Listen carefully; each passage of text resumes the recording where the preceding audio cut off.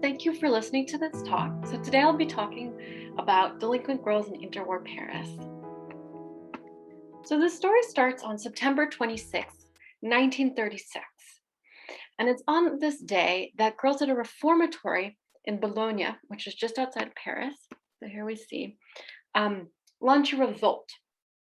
And they wind up overpowering their monitors, cutting the phone cords, and a certain number of them escape. And so we see the reformatory is called a Society for the Preservation and the Salvation of Women, and it's just here right outside Paris in Boulogne. All right, 3 days later, on September 29th, 1936, another set of girls at another reformatory on the other side of Paris also stage a revolt. And this is a reformatory called the Charity for the Protection of Young Women. And so on September 29th, 1936, a number of them stage a revolt, and 8 of them manage to escape. They actually climb over the wall separating their reformatory from a graveyard, and they escape by way of this graveyard. Here we actually have an image of one of these young women. It's the one image I've been able to find. It's from L'Humanité, which is a communist newspaper from this period. And the story of these breakouts is incredibly rich. As I'll go through, you'll see that there's a lot of really fascinating currents going through. But what I want to talk about today is the way in which these girls are trying to shape their femininity. So there's a long tradition of historians writing about juvenile delinquency, and there's a certain number of them who have written about female juvenile delinquents. So historians like Pamela Cox or Mary Odom. And as we know, a lot of times when young girls are put in institutions or charged with being delinquent, it's for things around their sexuality. They're seen as sexually deviant. And oftentimes these types of reformatories where they're sent are meant to sort of cure them of the sexual deviancy and teach them to be more domestic, right? So there's a number of historians who have written about these types of female reformatories. What I want to do in this talk is use this incident, use this revolt to read how girls respond to this kind of care. And what I will be arguing throughout this talk is that through the girls' actions before and during the revolt, we see how they're pushing back against this version of femininity, this very domestic idea that in many cases middle class, people who are either running the reformatories or actually working in them are trying to impose on these girls. And in particular, I want to argue that they're kind of reshaping the idea of what it means to be a young woman, that they have this idea of sort of teenhood, of what it means to be a young woman, but also what it means to be a working class woman, and that the kind of ways in which they push back or ways in which they reclaim this aspect of being both a young woman and being a working class woman. So what I'll be going over in this talk is I'll first look at the reformatories and kind of what their goals and how they function and how the version of femininity that they're trying to impose on these young women. And then I'll trace the girls' actions before and during the riots, because in both of these two reformatories, we see how girls actually wind up pushing back and petitioning the directors of the reformatories before they then stage these two riots at the end of September 1936. And finally, I'll take a step back and look at these girls' actions in terms of gender and class and how their activities present an alternative vision of gender and class. So here we have an image of the reformatory in Boulogne, the one on sort of the west side of Paris. So the girls in these reformatories were between the ages of 15 and 18. They were young women who had been charged with a crime or taken off the street or seen as somehow deviant. They went before the Tribunal for Children and Adolescents. There's a specific tribunal that deals with younger delinquents. They were cleared of a crime. They were not charged with as guilty, but the judges of this tribunal had determined that these girls needed to be rehabilitated. So they were not released to their families. They were not released back in society. They were placed in these institutions to be kind of re-educated and retrained. And so one of the things about these institutions, right, they're not supposed to be prisons. There's over the course of the late 19th and early 20th century in France, as in other places, there's a movement away from punishing young criminals or young delinquents and putting them in institutions to rehabilitate them, to serve and cater to their welfare. As I'm talking through the functioning of these institutions, we'll kind of see that in many ways they, while not, claiming to be punitive, some of the measures in these institutions may seem to be that way, but they're sort of on the surface meant to cater to the welfare of the young women in these institutions. Both these institutions, in Bologna and then in Picpus on the east side of Paris, dated from the late 19th century. They had been established by private philanthropists, oftentimes by women, that women were very involved in the running of them. And as I talk through what actually happened within these institutions, I do want to emphasize that most of my information comes from a report that was conducted by 2 male inspectors after these 2 riots to understand how and why they happened. And so we have to keep that perspective in mind, that we have a male state employee who is sort of reading the activities in these institutions and reading the girls' activities, and that this individual, may see these young women's actions in a more negative light, and may see them in this kind of light of being sexual deviants. That, is the sort of the reason why the state has already placed them in these institutions. So the girls, as I said, in many cases are being placed there for sexual deviancy. You see this in the documents of the various institutions. You see this in the inspectors' reports, and the newspaper coverage, right? There's a suggestion that a number of these girls have been arrested for prostitution. And this is consistent with what we kind of know about the history of female delinquency, that in most cases, when women, particularly young women, are arrested, it's for acts of sexual deviancy. And so these 2 institutions, which focus specifically on female delinquents, were focused on re-education or rehabilitation, but particularly kind of to retrain them to be a particular type of woman who didn't become a prostitute. So the Charity for the Protection of Young Women, which was the one on the east side of Paris, proposed that it guided girls towards honest, regular, and laborious ways of earning a living, right? So it's training them to sew, to cook, activities in which girls could earn money, right, but would not have to turn to prostitution. These are also activities that would, make them more domestic, that would prepare them for motherhood, right? So there's a dual goal here of at once turning them away from prostitution and finding other ways to earn money, but also training these girls in activities that would make them more maternal and thus kind of train them away from, being prostitutes. And even, just looking at, this is a bulletin of the one in Bologna, and just the imagery, right, of these girls as fallen women, the people that it's serving as a fallen woman. So that's the focus. The Charity for the Protection of Young Women, the one on the east side of Paris, opened a school to train girls in domestic arts. And the other institution, the Charity of Boulogne, employed most girls with cooking and sewing. I hesitate to say employed because they're not paid, but put girls to work cooking and sewing, and a number of them also made artificial flowers. So the girls at these institutions are spending their days working, and they're doing very feminine tasks that are seen as appropriate ways to earn a living, but will also prepare these girls for motherhood. I will also want to emphasize as well that the activities, it's not just the activities that they're doing, but that the spaces that these girls are in are also very curated and also meant to kind of cut off their access to influences that might make them more sexual. In particular, the woman who was the head monitor at the institution in Bologna banned the girls from listening to the radio, and also banned them from singing what she called obscene songs from the window. And instead, she encouraged the young women to read Perrault's fairy tales or read the Bible, right? So there's an effort to kind of cut off their access to pop culture, to the type of culture that might encourage them to be kind of teenagers and to engage in youth culture, and instead, in many ways, to have them engage with more childlike, right, like more girlish culture. So there's an effort to curate these spaces and to try to, almost desexualize the girls and make them more immature, and with the goal of making them eventually better mothers, right? So there's kind of a struggle about what age these girls are at.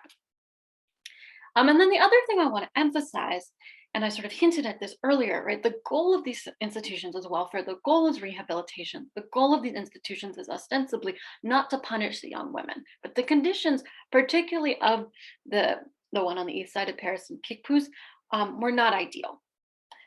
So when the inspectors show up and look at these institutions, they find a young woman named Simone Nurture, who is 15 years old, who is coughing up blood. And they note that she was wearing sandals even during winter, and that at the institution, they hadn't lit the fires during the day, right? So it's cold. It's at a situation where these young women are, in many cases getting sick. They also found that the cook at this institution was serving up dishes of dry, unwashed vegetables and rancid grease, right? So the food is not very good. So the inspectors, as I said, who are not always sympathetic to the girls, do acknowledge that the conditions in these institutions are lacking. But at the same time, they then suggest this is the fault of the women who are working at these institutions, that these are older women who are less competent, and that's not the institution themselves, but the people working there, right? So again, this is the inspector's perspective. The inspector acknowledges that the conditions in these institutions is not ideal, but is not really willing to think beyond that the people working there at the moment might be contributing to this. Okay, so this is the conditions in these institutions, right? They're trying to shape these girls based on a particular idea of femininity, and in trying to, train them away from being prostitutes and towards this idea of being respectable young working class women who are comfortable in domestic arts. So if we look at the girls' activities, we see how they're challenging this. So I'm going to start with the one in Bologna, which is where the first riot breaks out.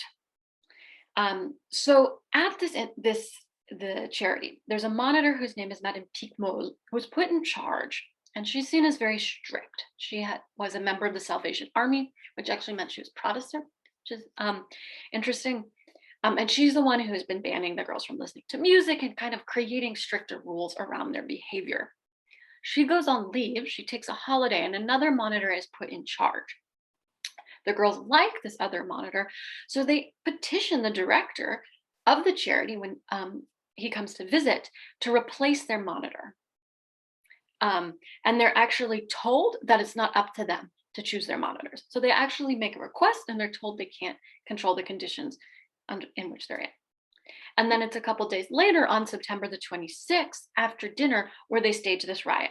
So what happens is one young woman by the name of Nesger leaves the group of girls who are mostly in the main atelier where they work, and they're cleaning up. She goes into the kitchen. Another of her friends is in the kitchen and is doing the dishes, right? They're doing this domestic work. And they start attacking the cook. So the monitors start getting worried. The remaining girls then overpower the monitor who's left in the workshop, and they throw a tablecloth over her head. The monitors are now trying to take control. One of the girls sneaks into the room with a phone and cuts the cord to try to prevent the monitors from reaching to the police. One of the monitors, though, does sneak out and alerts the police. At this point, the girls are making a lot of noise and calling out to the crowd outside. The crowd mobs the entrance, and 8 of the girls are able to escape. So the girls are actually appealing to people outside the windows and are able to get people on the street to take their side. And one of the things they say, and this sort of going back to this idea of their identity, is they say, "À nous la liberté," right? To us, freedom. And this was actually a title of a movie from 1931, which was only 5 years before. It's a movie that's a lot like the French version of Modern Times, the Charlie Chaplin movie. It's a movie about people working in factories, and the factories are presented as sort of very much like prisons, that their conditions are very harsh, and the protagonists try to escape, right? So the girls are appealing to this aspect of culture that would have been something that people at the time would have known, right? They're recasting their conditions in this way, and this is what they're calling out to the people in the street, who then do respond and support them. And the communist newspaper, when it reports on these events, suggests that the police had fascist sympathies, right?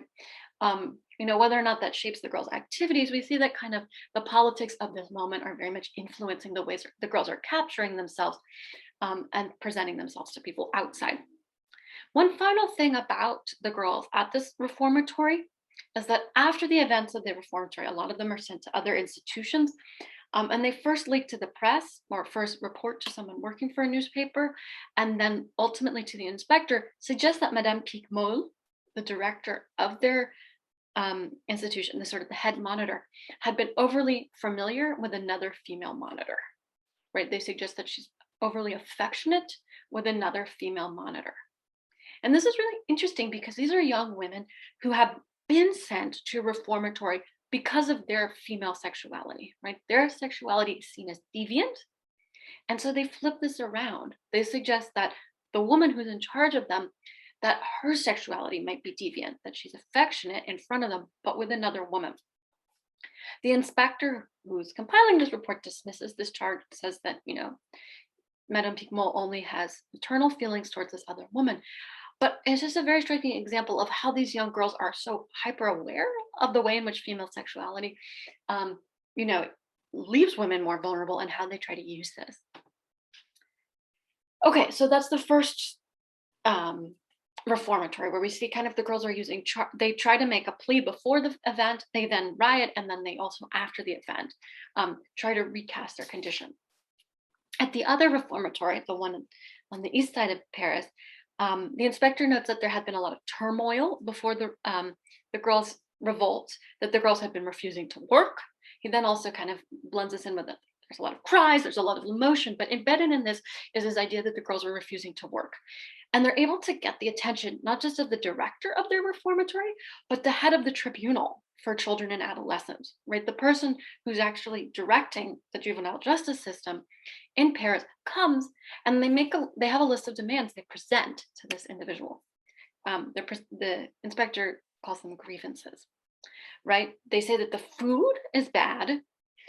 They say that they're not given care by the doctor. There's, when they go to a doctor and they have issues they're not taken care of,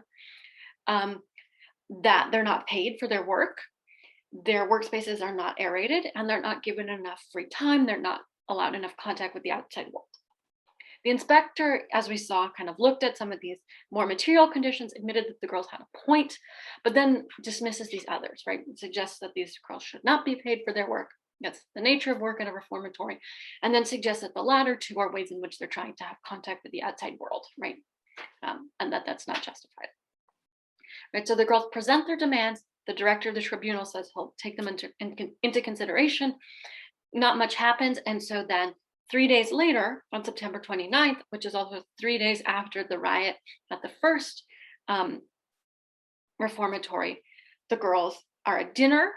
They make a lot of noise. They attempt to gag their monitor, and then a number of them escape over the wall, separating their reformatory from the neighboring cemetery. And I know that I'm using the word riot. This is the word that the inspector uses. I imagine the girls themselves probably did not use this term. So now I want to take a step back and read the girls' activities as ways of trying to recapture or recast their femininity. So in the first place, if we think about this in terms of class, so here's where the reformatory would have been in Boulogne. And here's the Renault factory, which is giant car factory in Paris. So these riots take place in September 1936. In May of June of 1936, there were strikes throughout France as workers went on strike after the socialists come to power, and the workers are trying to reset the conditions under which they're working at. And here's actually a picture of the Renault factory. The Renault factory is one of these places where the workers do go on strike in the spring of 1936. And the workers take over this workspace. So, two thoughts about this. One, if the girls were at the reformatory earlier in 1936, this would have been happening very close to where they were. Secondly, when they were calling out to people in the street, probably some of the workers at the Renault factory were either on these streets passing through or lived in this area, right? So the people around this factory would have been working class.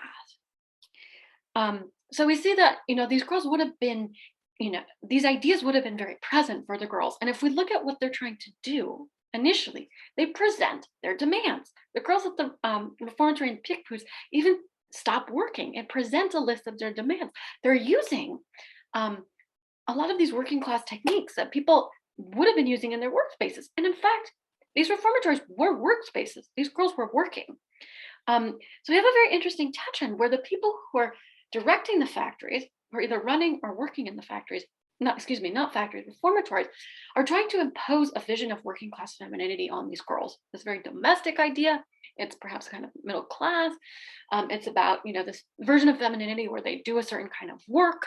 It's a very domestic type of work. It's not an industrial type of work.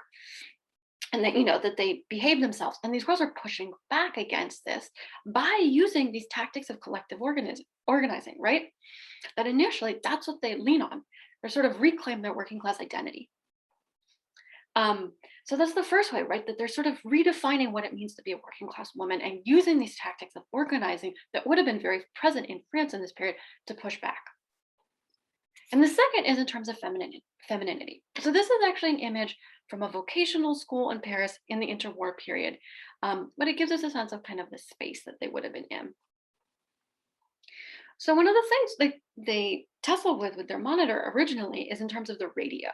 They want to listen to music on the radio, and their monitor doesn't let them. And it's by the late 30s um, that a lot of people in France, most people in France would have had access to a radio by the late 30s. It happens a little bit slower in France, but by the late 30s, radios are pretty prevalent. And a historian by the name of Joel Newlander works on this. So they want this mass culture, right? They want this popular culture. And we have that the people at the reformatories are imposing this very kind of immature culture on them, right? So that's one way that they're trying to reshape their femininity. But then the fact that they stage this riot, right? That's another way in which they're recasting their femininity. They're being taught to act in this very kind of demure, domestic way, and they break free of that, right? They gag their monitors. They try to escape. They behave in a very unfeminine, unladylike way. And that's another way that they're recapturing their femininity or recasting it.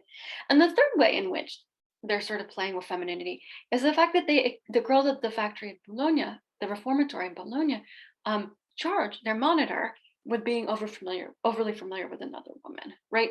So they, are young women who have been charged with having deviant sexuality, deviant femininity, and they try to pass that on to someone else. And I think that shows us the ways in which they understand some of the norms around femininity and are resisting them or recasting them. So why does the story matter ultimately? Why does the story of this, short-lived riot in these two reformatories matter? Well, in the first place, it gives us a sense of how young women, right, young delinquent women who are voices that are not usually represented in the archive, felt about the kinds of spaces which were trying to reshape them and remold them, right? It shows us that they resented not just the treatment of these spaces, but the vision of femininity, and particularly working class femininity, that was being imposed on them in these reformatories. So that's kind of the first reason why I think this case is so fascinating. And the second is I think it also gives us a sense of the growing impact of youth culture.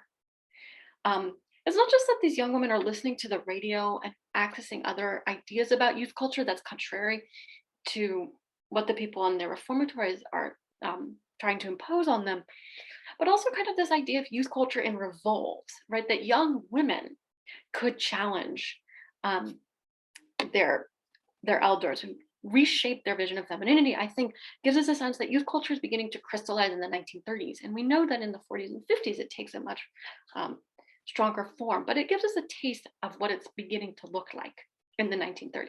So thank you.